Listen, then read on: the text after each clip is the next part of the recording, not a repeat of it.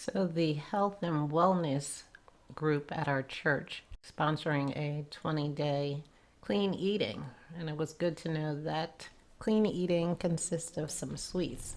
So one of the recipes that we made that we really liked was the chocolate bars. I think they're called cacao coconut balls, but they were very good. So the cacao coconut balls only have 4 ingredients: almonds,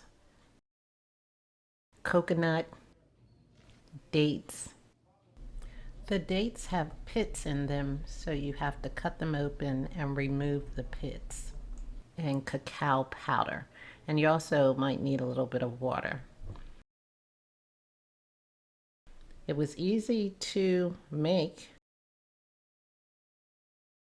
You just put all the ingredients in a food processor, combine it. It was too dry to form the balls, so I just added a little bit of water.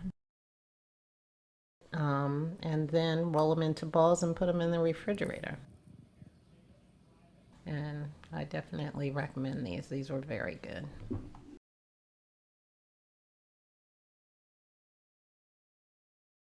They're very tasty, and they're very good. This is the last one, so I'm gonna enjoy it.